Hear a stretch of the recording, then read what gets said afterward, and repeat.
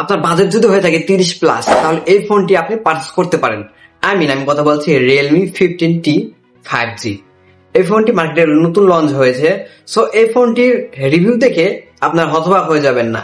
এই ফোনটির সাথে কিন্তু বেশ ভালো ফিচার রয়েছে। 7000 mAh ব্যাটারি রয়েছে, 50 মেগাপিক্সেল ক্যামেরা রয়েছে, এবং সাথে তো AI তো কথাই আসে। তো হ্যালো এভরিওয়ান, ওয়েলকাম টু জান ভাই অ্যালার্ট। আপনারা অ্যালার্ট হয়ে যান, সাথে আছি আমি আপনাদের জান ভাই। সো ফার্স্ট অফ অল এই ফোনটার বিল্ড কোয়ালিটি এবং ডিজাইন নিয়ে কথা বলবো। এই ফোনটা কিন্তু বেশ দেখতে আইফোনকে পুরো খেয়ে ফেলাইছে ভাই। আজকাল আমি প্রায় ফোনে দেখতেছি যে এই মডিউলটা, পিছনের মডিউলটা প্লাস আইফোনের মতো। আমি বলবো না যে এটা আইফোনকে কপি করছে, মানে ডিজাইনটা হয়তো প্রায় অনেক মানুষের ভালো লাগে। এই ফোনটা কিন্তু দেখতে বেশ সুন্দর। এই ফোনটার কিন্তু যদি আপনি ভেবে থাকেন যে ফোনটা রেয়ার প্যানেলের গ্লাস অথবা এরকম ভাইব, তা না, এই ফোনটা সম্পূর্ণভাবে প্লাস্টিকের। রেয়ার প্যানেলের বডি ফ্রেমটাও সম্পূর্ণভাবে প্লাস্টিকের তৈরি। সো যদি এই ফোনটার আমি বডি থিকনেস নিয়ে কথা বলি, তাহলে আপনার ওইরকমটা ওজন না হলেও বেশ কিন্তু 200 গ্রামের কাছাকাছি আনুমানিক এরকমটা ওজন ফিল করে। যদি ফোনটার আমি ডিসপ্লে সেকশনের কথা বলি, তাহলে ফোনটার সাথে ডিসপ্লে হিসেবে পাচ্ছেন আপনারা 6.5.7 ইঞ্চি AMOLED প্যানেল, যেটা 1 বিলিয়ন কালারিং সাপোর্ট, এবং এটা 120 Hz রিফ্রেশ রেট, যেটা অনায়াসে 120 Hz কাজ করে।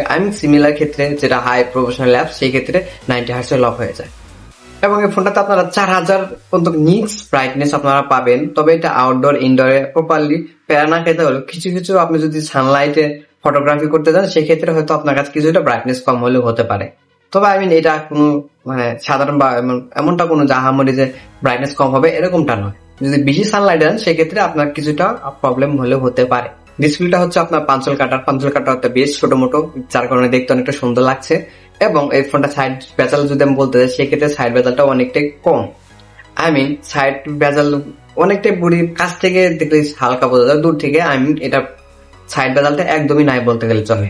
এখন আসে এটা ক্যামেরা সেকশন নিয়ে। যেহেতু এটা 3 ক্যামেরা ব্যবহার করেছে, এটা তুমি কাজের ক্যামেরা দুটো, জাস্ট নিচেরটা জাস্ট ফেক।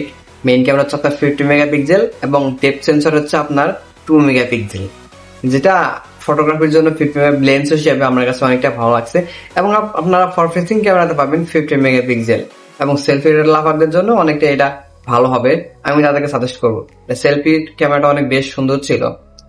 যে আমার এটা মুখের কথা বলছে এমনটা নয়, অনেকে যারা ব্যবহার করেছে তাদের থেকে রিভিউ তথ্য জেনে শুনি আমি আপনাদেরকে রিভিউ সম্পর্কে এই ফোনটার বিষয়ে আমি আপনাদেরকে জানিয়ে দিলাম আর কি। এখন আসি ভাই এই ফোনটার চিপসেট নিয়ে। যেহেতু এত সুন্দর ডিজাইন, এত সুন্দর মডেল করেছে, যা সুন্দর দেখতেই সুন্দর, নাকি এটার ভিতরে আরো কিছু রয়েছে। এটাতে আপনার চিপসেট হিসেবে পাচ্ছেন Helio MediaTek Dimensity 6400 Max, যেটা দিয়ে আপনারা হাইলি গেম প্রপারলি ভাবে রান করতে পারবেন।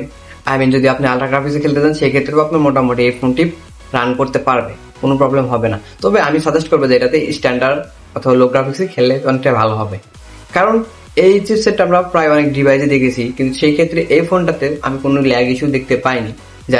যারা আমাকে রিভিউ এই সম্পর্কে বলেছে, তাদের থেকে আমি জেনে শুনি আমি আপনাদেরকে বলছি। এই ফোনটাতে আপনারা হাইলি গেম খেলতে পারবেন অনায়াসে, কোনো প্রবলেম হবে না। হালকা বা আপনি যে কোনো হাই গ্রাফিক্স খেলতে পারেন, পাবজি, ফ্রি ফায়ার, এবং যদি আপনার নর্মাল গেমস আছে এগুলো তো বলাই লাগে না। তবে পাবজি, ফ্রি ফায়ারদের জন্য এই ফোনটা অনেকটা ভালো হবে, তাদেরকে আমি এই ফোনটা নেওয়ার জন্য সাজেস্ট করছি। যদি এই ফোনটা আমি ওয়াটার রেজিস্ট্যান্স নিয়ে কথা বলি ভাই, তাহলে এটাতে পাবে আপনারা IP68 এবং 69 ওয়াটার রেজিস্ট্যান্স। যদি আপনারা চাইলেও এই ফোনটা দিয়ে আপনারা পানিতে চুবিয়ে ছবি বা ফটোগ্রাফি করতে পারবেন। এই ফোনটা আপনার অ্যান্ড্রয়েড হিসেবে রান করছে রিয়েলমি নিজস্ব UI 6.0 এবং অ্যান্ড্রয়েড হিসেবে রান করছে আপনার অ্যান্ড্রয়েড 15। তবে এই ফোনটা আপনার মেজর আপডেট আপনারা পাবেন অনায়াসে, এইটা নিয়ে কোনো প্রবলেম হবে না। এখন সেটা র্যাম এবং স্টোরেজ নিয়ে ভাই, এটা একটা ভেরিয়েন্টে লঞ্চ হয়েছে, যেটা হচ্ছে আপনার 8256 এই ভেরিয়েন্টটি একটা বাংলাদেশে লঞ্চ হয়েছে। আপনার এই ভেরিয়েন্টে আপনারা পারচেস করতে পারবেন। এবং এই ফোনটার ফিঙ্গারপ্রিন্ট স্ক্যানারটা অনেকটা ভালো, কিন্তু সাইডে মনে হলেও, একদম নিচে মনে হলেও আমার কাছে ঠিকঠাকই কাজ করছে। যারা ইউজার তারা আমাকে এই স্যাম্পলটা তারা বলেছে যে তাদের ফিঙ্গারপ্রিন্টের কোনো প্রবলেম হয়নি, তারা সিমিলারই খুবই ফাস্ট কাজ করে এটা ফিঙ্গারপ্রিন্ট। যদি এই ফোনটার আমি ব্যাটারি সেকশনের কথা বলি, তাহলে এই ফোনটার ব্যাটারি হিসেবে আপনারা পাবেন 7000 mAh ব্যাটারি। ভাবা যায় আজকাল 7000 mAh ব্যাটারি দিয়ে যে কোনো অনায়াসই আপনারা 2 থেকে 3 দিন নর্মাল ইউজে আপনার পার করতে পারবেন। এখন যদি আপনি হাইলি প্রফেশনাল ইউজার হন, তাহলে সেক্ষেত্রে আপনি 1 থেকে 1.5 দিন ব্যবহার করতে পারবেন। এবং এটা চার্জার আপনারা পাবেন 60 ওয়াটের ফাস্ট চার্জিং, যেটা দিয়ে আলটিমেটলি 50 মিনিটেই আপনার এভারেস্ট ফুল চার্জ হয়ে যাবে।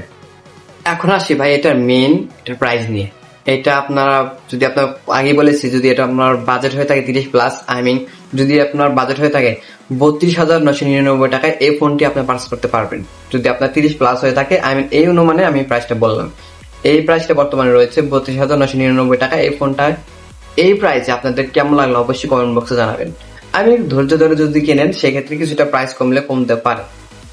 যেহেতু এটা রেমনি না, এটা যে কোনো ফোনই প্রাইস প্রথম যখন থাকে মার্কেটে, যখন নতুন লঞ্চ হয় সেক্ষেত্রে একটু হাই প্রাইস থাকে, সেক্ষেত্রে কিছুদিন গেলে আপনি প্রাইস কিছুটা কমে যায়। সো আপনারা যদি ভাবেন যে আপনার কাইন্ডলি আপনার ফোন ইমার্জেন্সি প্রয়োজন, সেক্ষেত্রে আপনারা এই ফোনটা পারচেজ করতে পারেন। যদি ভাবেন যে না এই ফোনটা আমি কিনবো, জাস্ট কিছুদিন ওয়েট করবো, সেক্ষেত্রে হয়তো 500-1000 টাকা আপনারা ডিসকাউন্ট পরবর্তী পেতে পারেন। তবে সর্বশেষ বরাবর এই ফোনটির রিভিউ আপনাদের কেমন লাগলো অবশ্যই কমেন্ট বক্সে জানাবেন, এবং এই ভিডিওটি আপনারা কোন ফোন দিয়ে দেখতেছেন সেটা অবশ্যই কমেন্ট বক্সে জানাবেন, এবং আপনাদের কি ফোন ব্যবহার করতেছেন এবং আপনার কোন ফোনের সম্পর্কে আপনি জানতে চান সেই এক্সপিরিয়েন্সটা আপনি অবশ্যই কমেন্ট বক্সে শেয়ার করতে পারেন। দেখা হবে নেক্সট কোনো ভিডিওতে, ততক্ষণ ভালো থাকবেন, সুস্থ থাকবেন। So tata.